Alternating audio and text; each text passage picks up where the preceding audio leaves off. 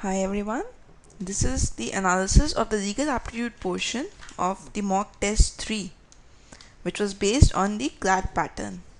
As you can see in the paper, the legal aptitude portion was from question number 151 up to 200, which says that all the 50 questions were legal reasoning questions. So let's go question wise on the analysis. Moving on to question number 151. This was a question based on the topic of constitution, and the principle was based on the protection of individuals from discrimination on grounds only of race, caste, sex or place of birth. Religion, race, caste, sex or place of birth. And the constitution does not prohibit the state from making any discrimination on the grounds of sex coupled with other considerations.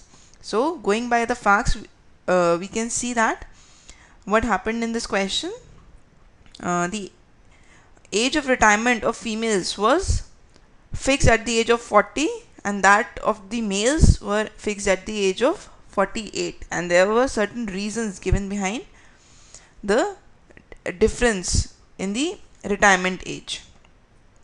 So there was a female Nana who challenged the service regulation as discriminatory and violative of her fundamental rights. Clearly the answer in this for this question would be option D, because it says that the service regulation is constitutional as it fixes the retirement age of air hostess different from that of the male crew members, taking into account the nature of work, prevailing conditions of service, etc. This is exactly what is given in the facts, that such a difference in the age is because of the it is because of the nature of duties of women, conditions of service, health of females, along with the importance of appearance, youth and glamour, which are some essential qualities for the inside service. So clearly we can see that D is the most appropriate answer. Moving on to question number 152. This again was answered correctly by most of the students. The principle is that of fraud, and the fact says that a company's prospectus contained a representation that the company has been authorized by a special act of parliament to run trams by steam or mechanical power. The authority to use steam was subject to board's approval, and the company's top management believed that after getting clearance from the parliament, so here we can see that the top management also believed that after getting the clearance from the parliament, the board's approval was a mere formality, but the board refused them permission. So X, who bought the shares of the company, sued the company for fraud. As in the facts, we can see that the top management also believed that once they will get the clearance, the board's approval would be just a mere formality, but the board, it refused the permission. So therefore we can say that there was no connivance or any intent to deceive another party. Therefore the principle of fraud cannot be fulfilled, hence the answer would be B, that the company has not committed fraud as they believed that they would be allowed to run trams. So from the principle we can see that the ingredient or the necessity is your connivance or the intent to deceive another party, and with such an intention you should induce the other party to enter into a contract, and in this question there was no such wrongful intent. Fine. Now coming down to question number 153. 153 and 154, both the questions have the same principle and facts, and the principle one is on vicarious liability. Principle 2 tells us what acts would be considered within the course of employment. And the fact says that there was a owner of the car, Lalit, who has given his car to his driver, Daulat, for plying it as a taxi. His driver, Daulat, he has lent the car further to the cleaner, Ghanshyam, so that he is able to take the driving test at the government office. Now while going to the government office, the cleaner Ghanshyam, he met with an accident and injured a female called Sagarika. Now, Sagrika, question number 153 says, Sagrika wishes to sue the owner Lalit for her injuries.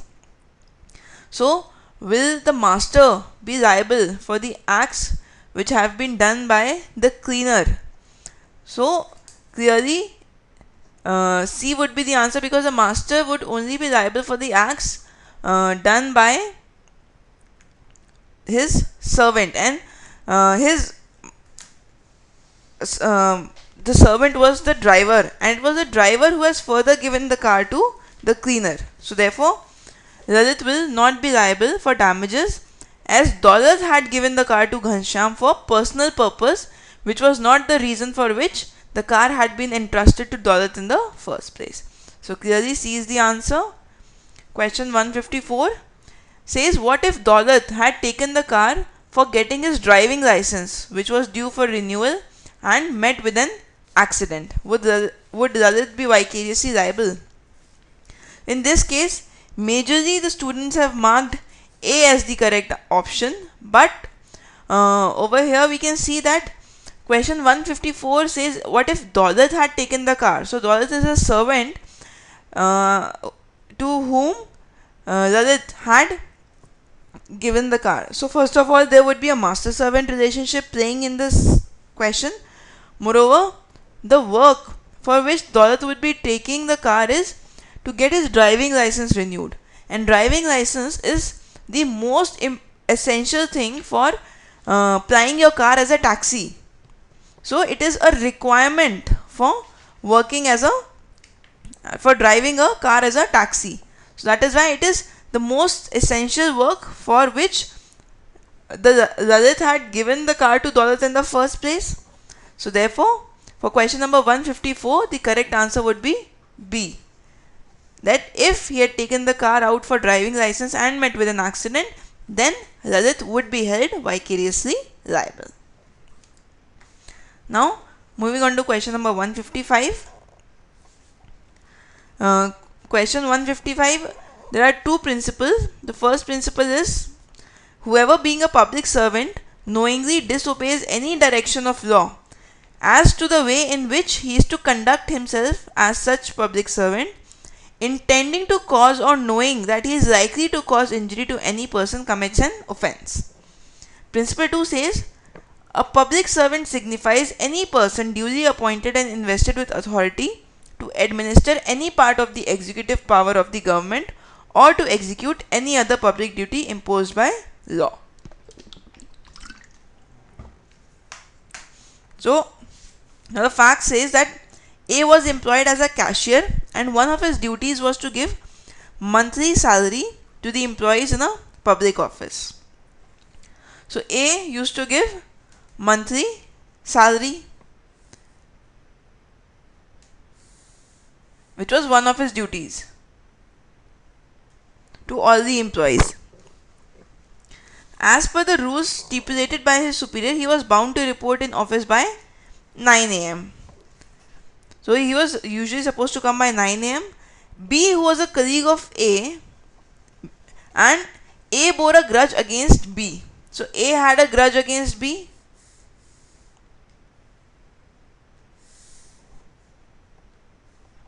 And B had to go out of town, and he has booked the tickets by the morning 9:30 train for the 30th day of the month, which is the day on which the salary was due. A knew about B's plan and willfully arrived late in the office. And as a result of his actions, B, who really needed the money, could not collect his salary as he had to leave for station on time. Now B files a complaint against A. Most of the students have marked B as the answer option, that A is guilty of willfully disobeying the directions with the intent to cause injury to B.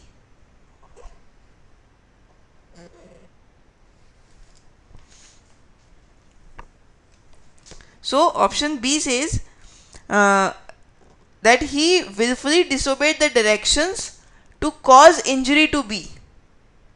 But the determining question is, B filed the complaint against A, and whether the principals are saying who is a public servant and when is it that the public servant is said to disobey when he is supposed to, when whatever he does comes under the ambit of commission of an offense. So in this case, we knew that he deliberately came late as he bore a grudge against his colleague B. But A will not be guilty over here because he has not disobeyed any direction given by law. As per the principle given over here, a person who is a public servant would come under the ambit of committing an offense only when he does something which is under the direction of law. Over here he came late. It is true that B had suffered some inconvenience because of his coming late, but that is not one of the directions that he had willfully disobeyed.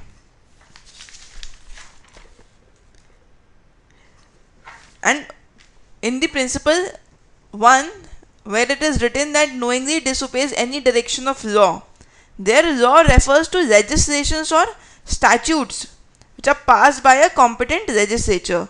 Departmental orders or orders given by the superiors do not come under the purview of laws. And in this case, he merely violated the orders given by his superior. That is it. So therefore, in this case, the correct option would be option C, that he is not guilty of willfully disobeying the directions of law.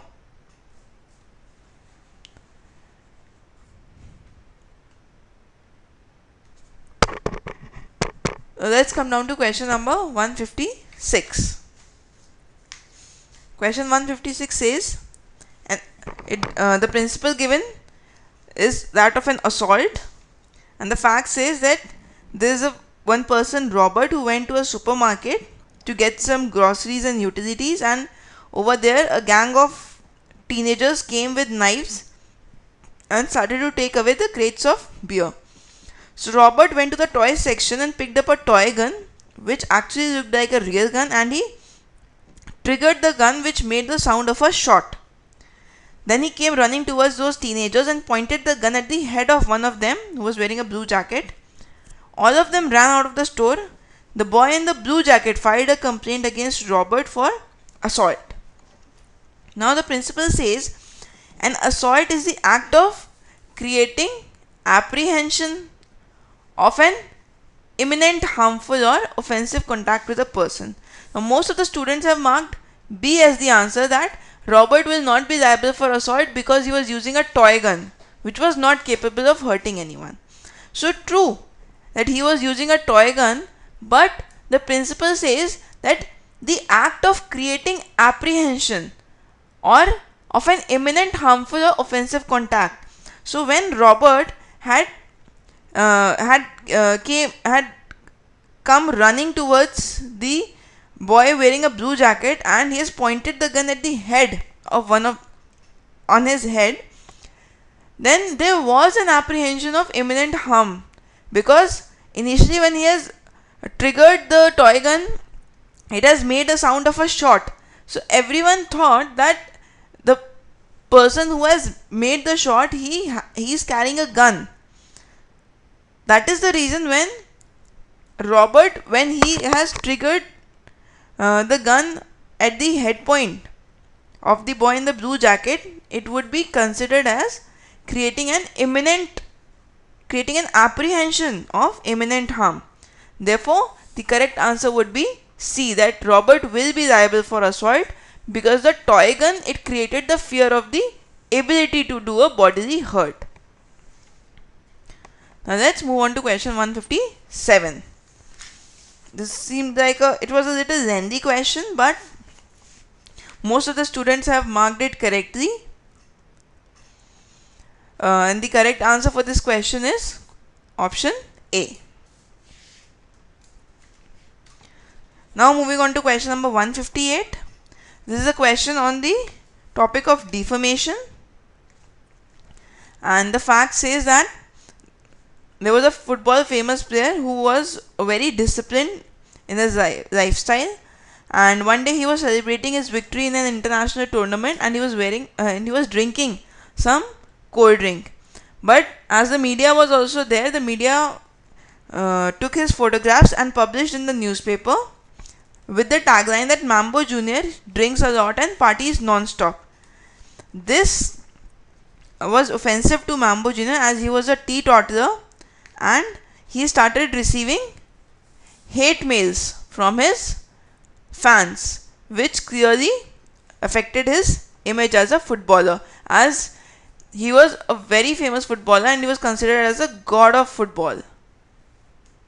His fans used to consider him the god of football. So therefore, such a tagline went against his image and he started receiving hate mails from his fans. The correct answer option is C. Although maximum students have marked C, but a lot of students have also marked D as the answer. C says the newspaper will be liable for defamation because they printed false information about a famous personality which can harm the person's reputation. This is the correct answer. Option D says the newspaper will not be liable because by merely publishing that Mambo Jr. consumes alcohol will not affect his image, as he is famous for football and nothing was published in relation to the sport. So this cannot be the answer because the image of the person is not only confined to the particular field which he belongs to. Such a tagline can also affect his image.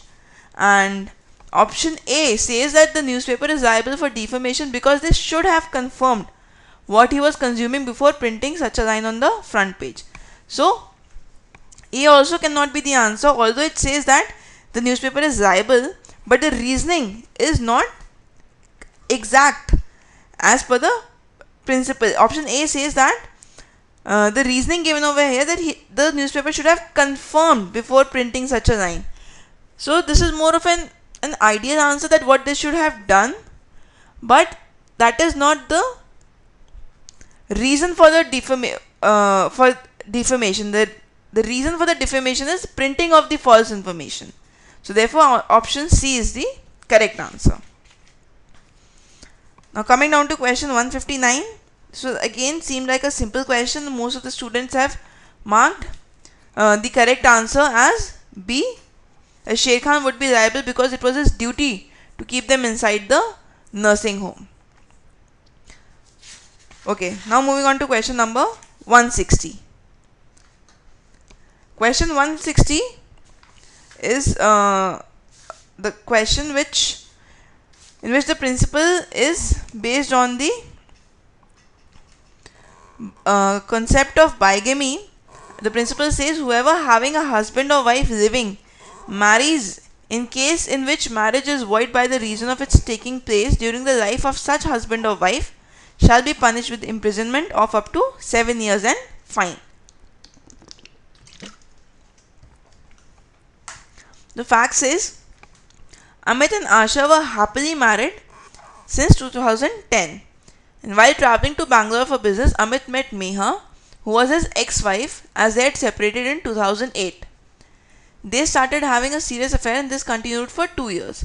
When Asha came to know about this, she filed a complaint of bigamy against her husband. So the correct answer, that whether Amit is guilty or not, the correct answer is C. Because although Amit started dating Meha again and he was having an affair for 2 years, but he did not marry her. It was only that they started having a relationship and the wife has complained of bigamy. So because he has not married the ex-wife, therefore he cannot be held guilty for bigamy. Therefore option C is the answer. Coming to question 161.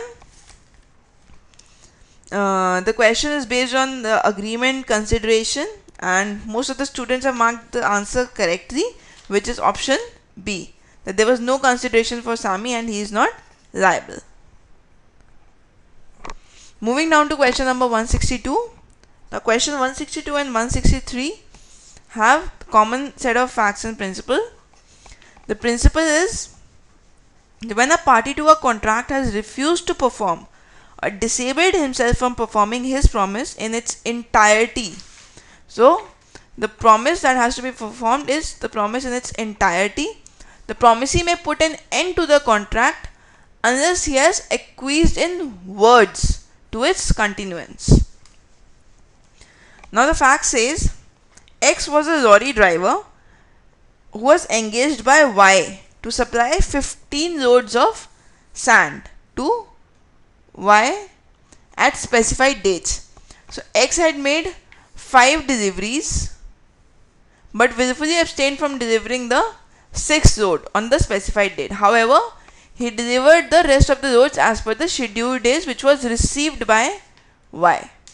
In the meantime, Y also engaged Z, another lorry driver, to supply him further 10 loads of sand. X demanded payment from Y, but Y refused. Now, the question is, has Y acquiesced to the continuance of the contract? So from the facts we can see that X has supplied 5 loads, then did not supply the 6th load, but from 7th load he has supplied all the loads and Y has received them. But there is a slight catch in the principle which says that the acquiescence has to be in words. But in this case, Y did not acquiesce in words. Therefore, the correct option is option A, that no, Y has not acquiesced to the continuance of the contract. The mere fact that he accepted the loads does not amount to acquiescence. This is because the principle clearly says that acquiescence has to be in words. Most of the students have marked B as the answer, which is the incorrect option. B says Y has acquiesced to the continuance of the contract as it is evident from his conduct of accepting.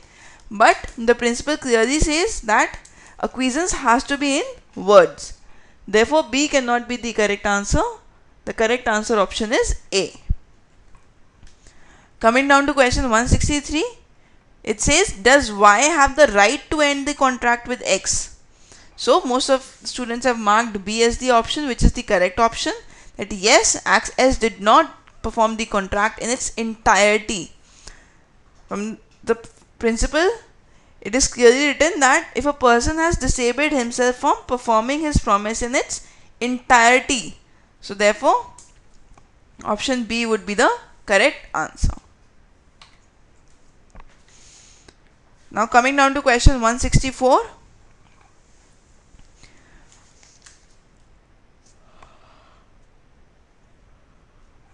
The question 164 again is a slightly lengthy question. The principle talks about the jurisdiction of the courts, but most of the students have marked it correctly. The correct answer option is C, that the Amritsar court does not have the jurisdiction to hear the matter because the defendant resided in Kashmir and the case has been instituted in Amritsar. So option C is the correct answer. Coming down to question 165. The principle deals with the act of cheating, and the correct answer is option D. Anwar is guilty because he fraudulently induced Anish to sell his bike. Most of the students have marked D as the answer, which is the correct option. Now coming down to question 166. The principle is about the mistake of fact and mistake of law. And the correct answer option is option C, that Vijay is not guilty because he honestly aimed at the robber and the fact that the bullet actually hit Ajay was a bona fide mistake on his part.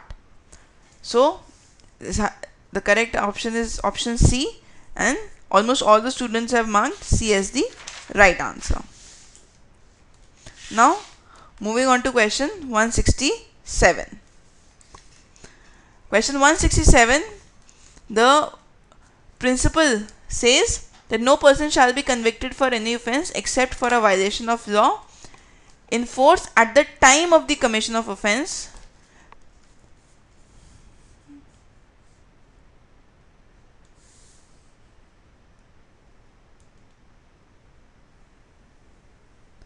and nor shall be subjected to penalty greater than prescribed under the law at the time of commission of the offence.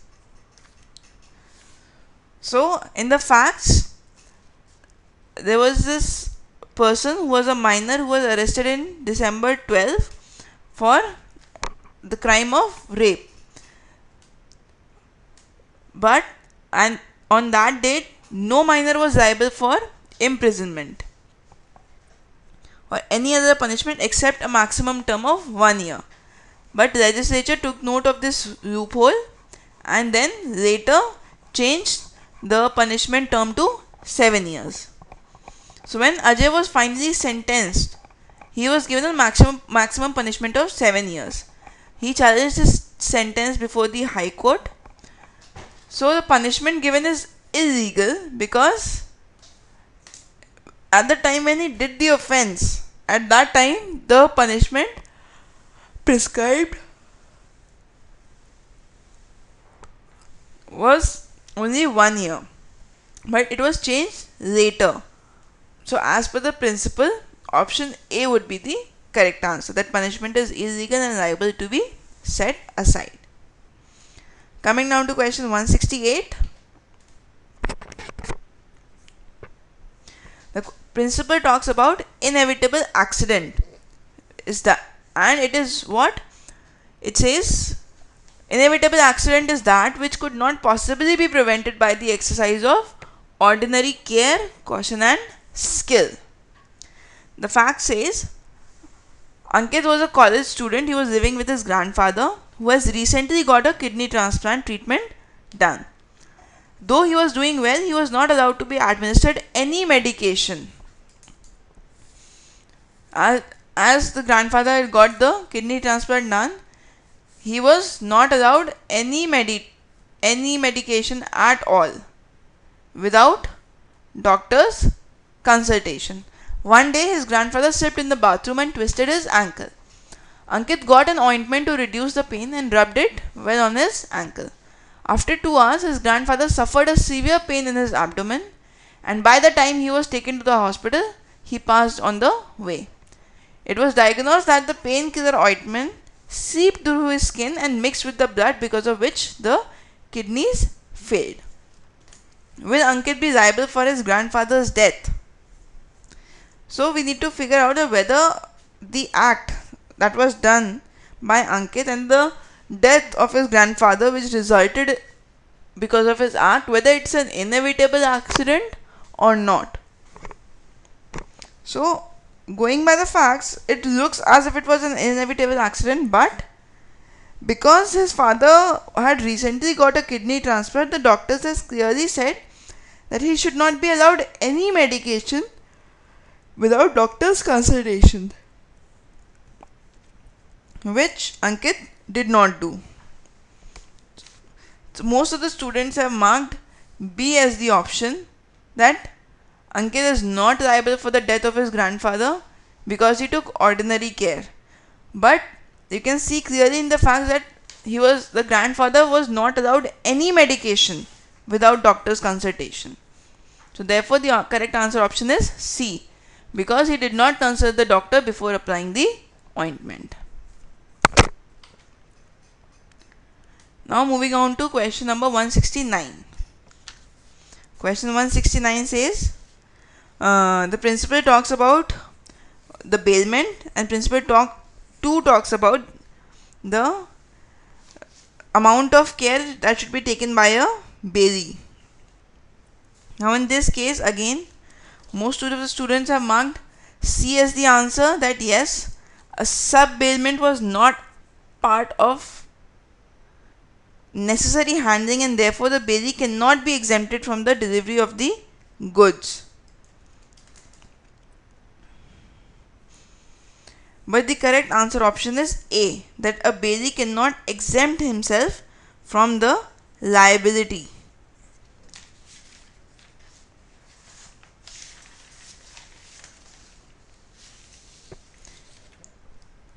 This is so because even if the uniform was required to be sent to other firm for necessary handling, then also the bailee is under an obligation to take reasonable care of the uniform and not lose it. Even if he was supposed to give that uniform to some sub-bailment was required, then also losing the uniform cannot be losing the uniform cannot come under the ambit of necessary handling and something that happened in the course of necessary handling. So even if the uniform was given further to someone, the dry cleaner had the responsibility to get it back. Had there been some damage, had there been some color fading, had there been some issue to the uniform, then that could have been that could have come under the ambit of necessary handling. But losing the uniform altogether cannot come under the defense of necessary handling. Therefore, the correct option is option A, that yes, a bailee cannot exempt itself from liability. Now coming down to question 170, the principal talks about what is a battery, and most of the students have marked it correctly. The correct answer is option A. Zuzu will not be liable for battery because it was a mere foul and was unintentional. Question number 171, the principal talks about mischief, and again this question has been attempted correctly by most of the students, and they have marked option C as the answer, which is the correct answer, that Manish is guilty because he caused wrongful loss to property which also belonged to his brother. Now moving on to question number 172. Question number 172, the principal says that a person may use reasonable force in order to protect his property or person. However, the force employed must be proportionate to the danger posed. So in the facts, the second last line says that just when Arjun tries to give one final and fatal wound to Max, Max gets hold of his gun and shoots Arjun point blank. So we can see that there was an imminent threat of danger. So therefore we can say that option B is the answer, that Max, he can plead self-defense as he was trying to save his life and used force which was proportionate to the danger that was posed.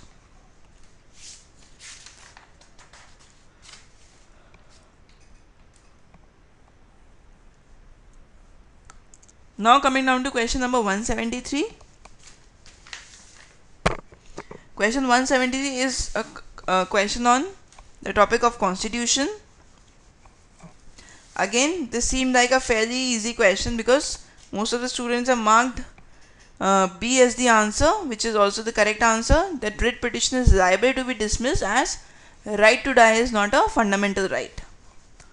Moving ahead to question number 174. Again, the facts are pretty easy and the correct option has been marked by most of the students. The correct answer is option B, that Miss A cannot adopt without Mr. B's consent. So the principal, it talked about the adoption. Question number 175 is a question on counterfeiting. Both the principal talk about counterfeiting, and as per the facts, B will be held liable for counterfeiting, but as A, B and C all three say no, therefore the answer would be D, none of the above, as he is guilty of counterfeiting of the currency notes. Moving down to question number 176. Again, this question has been attempted correctly by most of the students.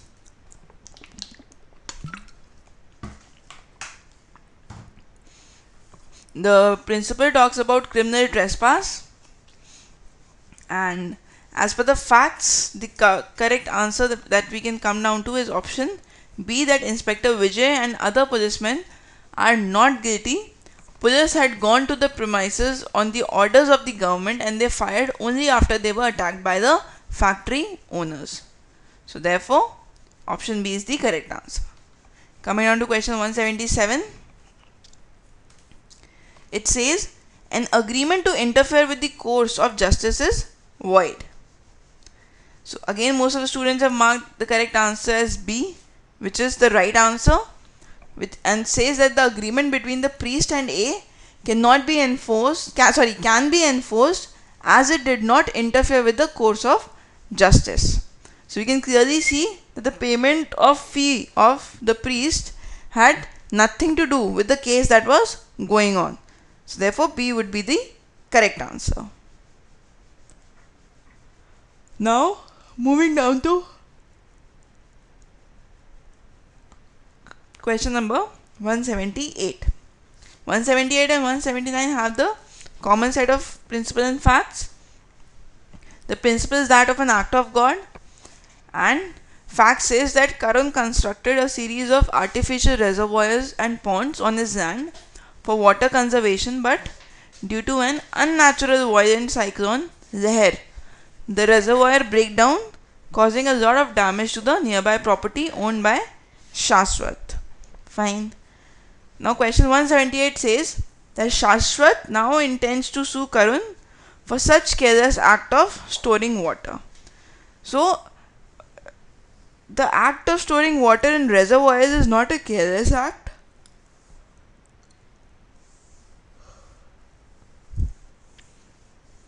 And the cyclone that turned up was also an unnatural violent cyclone. That means that its intensity was not something which could have been foreseen. So there was clearly an act of God, and the correct answer is option A, which is marked by most of the students, that the cyclone was unexpected and so was the harm caused to Shashwat's property, and Karun cannot be made liable for such an unforeseeable act. Question number 179. 179 says that what if Karun had known about the regular occurrence of such cyclones? In that case, Karun's responsibility increases and it doesn't remain to be an act of God anymore, because there's a high probability of something like this happening. Therefore, the correct option is option B. Now we come down to question number 180. This was a question which is based on a company. The principle one says that the agreement without consideration is void unless it is a promise to compensate wholly or in part a person who has already voluntarily done something for the promiser. Principle 2 says a company incorporated under the Companies Act is a juristic person capable of entering into a binding contract. So most of the students have marked A as the answer, that C can seek compensation appointment on the board as he's rendered his services in registering the company. But as per the facts, when they've taken the services, only the registration was filed before the registrar of companies, and when the help was taken from C, there was the company did not existed as such. An application for the registration had been filed, but there was no company formed at that point of time. So therefore, the correct option is option B, that C cannot seek appointment as the services were not rendered to the company. It was rendered to a group of people. Most of the students have marked A as the answer, which is not the correct answer. The correct option is option B, that C cannot seek appointment as the services were not rendered to the company. Moving on to question 181.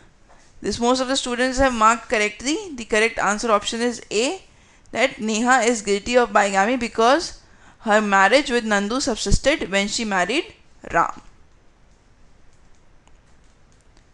Now next question is question number 182. This again is marked incorrectly by most of the students. the principle says that promises bind the representatives of the promisers in case of the death of such promisers before performance, unless a contrary intention appears from such contract.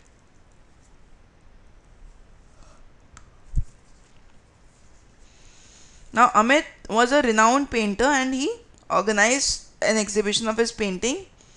Sumit was invited to attend the exhibition. Sumit really liked the painting and asked Amit to sell the painting to him. The painting had already been sold, so Amit promised to paint another one for Sumit. And before he could do it, he passed away. So the question is whether the contract can be enforced against the representatives of Amit. And from the facts and principle, it can clearly be seen that the contract was such which could only be performed by Amit himself, because it was a contract of painting and no other person from his family or relatives could do the same thing. So therefore the correct option is option B, that the contract cannot be enforced against the representatives of Amit. Most of the students have marked A, but A will not be the answer because the representatives of Amit cannot perform such a contract. So, and as the principle says that promises bind the representatives of the promiser unless a contrary intention appears from such contract. So, from the contract, it was clearly seen that there was a contrary intention. What was the contrary intention? That Amit will make a painting himself. So, therefore, the correct option is option B and not option A. Coming to question 183.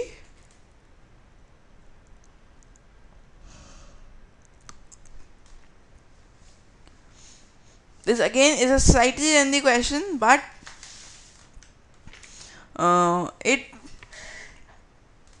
was also not answered correctly by the students. Most of the students have marked B as the answer, that Advocate Khadi is eligible for becoming a judge of High Court because he is an Indian national and fulfills the eligibility criteria. But the correct option is option D, that he is not eligible for becoming the judge because he requires 2 more years of practice to be eligible for becoming a judge of the High Court, as he does not have 10 years of continuous practice. So what are the requirements as per the principle? The principle says a person shall not be qualified unless, first thing, he should be a citizen of India. So this is the first thing, and has for at least 10 years held a judicial office in the territory of India, or for at least 10 years been an advocate. So these are the requirements. But over here, along with the first requirement, which is that he should be a citizen of India, it says either he should have had 10 years of judicial office or has at least 10 years of being an advocate. So from the facts, we can see that he had yet not completed his 10 years. Therefore, and as per the principle, the last line says that at least 10 years been an advocate of a high court or of 2 or more such courts in succession. This is the most important word, in succession. That the practice has to be continuous. So as per the facts, we can see that the practice has not been continuous. Therefore, D is the correct answer. Now coming down to question 184. Again, this seemed like a simple question and it was marked correctly by most of the students. The correct answer option is B, that the mechanic is not entitled to get the full reward. Now moving down to question number 185. The principal talks about theft, and the fact says that there was a butler who had seen a diamond studded cuffling lying on the desk. So he has kept those cufflinks safely in a closet, in the family closet. and when the master returns, he finds that his cufflinks are missing. So he calls up the police to report the same.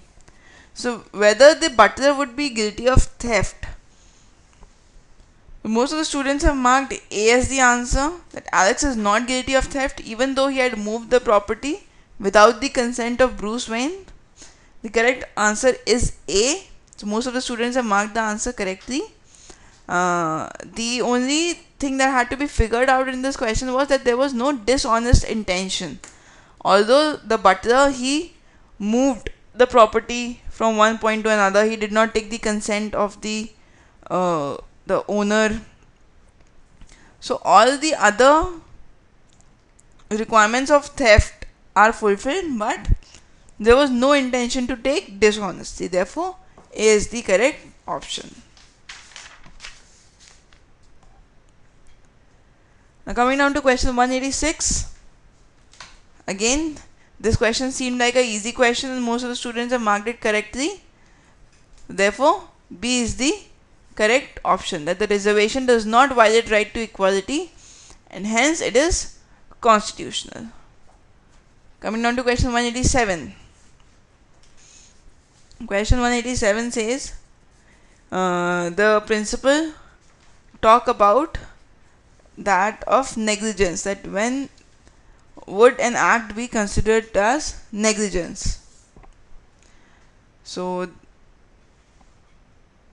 this was also marked correctly by most of the students. The correct answer is A. The Jerkins is liable because it should have carried out all the tests before launching the drug in the market. So because this is a matter of medicine, someone's life and death is at stake. So if a new player is launching a product, they should have tested it thoroughly. Therefore, option A is the correct answer for question 187. Now coming down to question 188. Again, it's very rightly ticked by all the students. The correct option is option B, that Mr. P can have the custody of the child because he is the natural guardian. Moving on to question 189. Question 189, the principal defines the act of extortion, and again the question has been answered correctly by maximum students. The correct answer option is C, that Anwar is guilty because he has put Jamshed in fear, as a result of which Jamshed had to pay the money.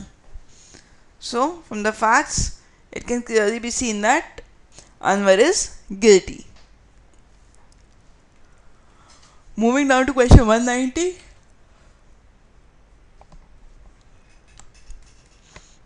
This is a slightly dicey question, and most of the students have marked C as the answer, that both his parents and Stephen would be liable for dowry debt. But the correct answer option is D. What does this question say? The question says that where the death of a woman is caused otherwise than under normal circumstances within 7 years of her marriage, and it is shown that soon before her death she was subject to cruelty or harassment by her husband or any relative of her husband, or in connection with any demand for dowry, and such death shall be called dowry death, and such husband or relative shall be deemed to have caused her death. What happened in the facts? There were two people, Stephen and Natasha, who were married in January 2005. In January 2014, Stephen's parents moved in with them, and they wanted Natasha to ask her parents to give them a car for family's transportation. Okay, from 2005 till 2014, it had been almost 9 years. So Natasha refused, and due to this, she was locked in a room without 3 days, without food for 3 days. And when they opened the door on the 4th day, they found her lying dead with a slit wrist. So over here, most of you have marked C. That means both his parents and Stephen would be liable for dowry death. But all the elements of dowry death as given in the principle are not met in the fact situation. there was no demand for dowry at all. So therefore option D is the correct answer, that is none of the above. Now, going ahead to question 191. The principle again is on the topic of fundamental rights from the Constitution. The fact says that M was suffering from AIDS and was undergoing treatment at a city hospital. The CMO at the hospital demanded 50 lakhs from M for keeping his secret. M denied. The CMO issued a news bulletin and named X as the AIDS patient. This information was misused by business rivals of M for defaming him.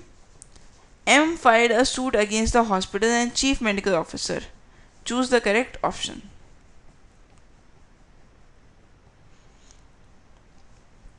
So we can see that M has filed a suit against the hospital and the CMO. The correct option is option C, that the action of defendant is not justified as the information was not revealed in public interest and violates the fundamental right to privacy. So seems like a fairly easy question and most of the students have marked it correctly. And the correct option is option C. Now coming down to question 192. The principle says a man cannot complain of harm to the chances of which he has exposed himself with knowledge and of his free will. So the principle is about voluntary non-fit injuria. As per the facts, the correct option is option D, that Mac will not be liable because Jack knew that Mac was learning to drive and he had agreed to face that risk. So therefore option D is the correct answer and most of the students have marked it correctly. Coming down to question number 193. Question number 193 is that on marriage in Hindus. Principle says a marriage may be solemnized between any two Hindus only if neither party has a spouse living at the time of the marriage. So we can say that 5 years after A and B were married. So A was married to B. So after 5 years, A deserted B and married C. So A deserted B and marries C without divorcing B. However, differences emerged between A and C deserted A to marry D. So out of A and C deserted A and married D, and D was unmarried, and all four of them were Hindus. So now A, he approaches the court for declining the marriage of C and D.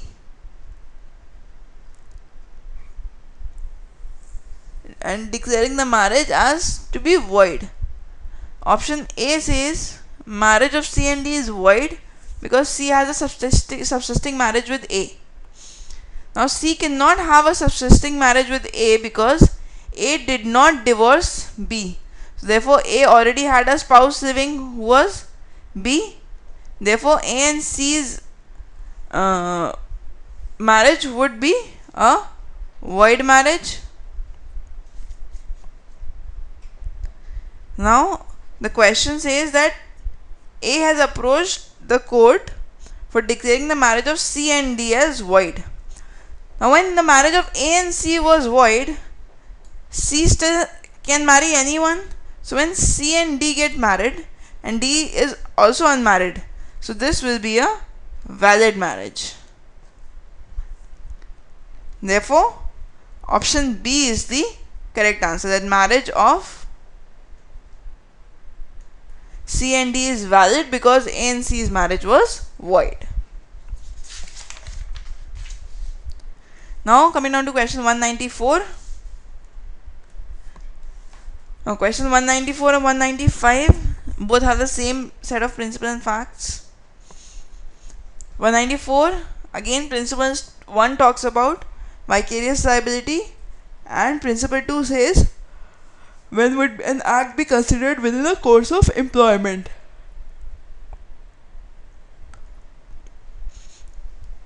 So as in question number 194, most of the students have marked C as the correct answer, which says that RK Private Limited is vicariously liable for the injuries caused to Dhaval as Amin was doing an authorized task to deliver the goods to Gandhinagar and merely stopped for lunch with a friend. This was within Amin's scope of employment. But this cannot be the correct answer. The correct option is option B, that RK Private Limited is not vicariously liable for the injuries caused to Dhaval as Amin took the opposite direction than as required to be taken for delivery. So therefore he did not take the route which was prescribed for him for the delivery, and when he takes the route opposite, that means he is not working within the course of employment. So therefore his act to go into the opposite direction was not in the scope of employment, not in the course of employment. So therefore B is the correct answer, that RK Private Limited is not vicariously liable. Coming on to question 195, the fact says that the employees of MN Private Limited were allowed under the rule of the firm to use the company's van only for reasonable purposes and not otherwise. One day on Raja's birthday, Raja, Sheila and Sushma, all employees of the firm, used the van to drive to a cafe to grab some coffee during the normal working hours. On the way back, there was an accident due to Raja's negligent driving. Can the victim sue MN Private Limited? Now again, students have marked majorly option C as the answer, which is not the correct answer. C says that MN Private Limited is not liable as the employees were only allowed to use the van for reasonable purposes and not for birthday celebrations. The correct answer is option A, that MN Private Limited is not liable as the employees while going to the cafe were acting outside the scope of their employment. Now option A is coming closer to the principle that is given. Option C also says that they allowed to use the van for reasonable purpose and not for birthday celebrations. But A would be a better answer because it clearly says that by doing such an act, the employees were acting outside the scope of their employment. Therefore, option A is the correct answer. Now, question number 196. This again seemed like a pretty decent question, an easy one, and most of the students have marked it correctly. The correct option is option B, that the act of Harish caused the marks on the handbag, causing damage. Again, question number 197 seemed like a fairly easy question. Most of the students have marked it correctly. The correct option is option C, that X can be convicted as he has committed a separate or new offense. So every time he scratches something on the wall of an ancient monument, every scratch, once he has scratched the name and he has been given a punishment, so the next time again when he scratches the walls, it would be considered as a fresh offense. So therefore X can be convicted as he has committed a separate or new offense. Moving down to question 198, it says that when it is the desire of the promisor, the promisee has done something or promises to do something, such an act is called a consideration for the promise. And consideration should have value in the eyes of law. An agreement without consideration is void. There is an explanation also which says that promisor is the person who makes the offer and promisee is the person to whom the offer is made. Now, this also seemed like a simple question as mostly it's answered correctly. The correct option is A, that there was a valid agreement and Anis will have to pay the whole rent. Therefore, option A is the correct answer. Coming down to question 199, the principle talks about trespass to property, first principle, and the second one talks about when a person has a license to enter into someone's premises, then he cannot be charged of trespass unless he enters the premise beyond the prescribed time. So, going by the facts, Option C is the right answer, that Martin will be liable for trespass because he entered Mr. Smith's premises without any permission, thus causing trespass.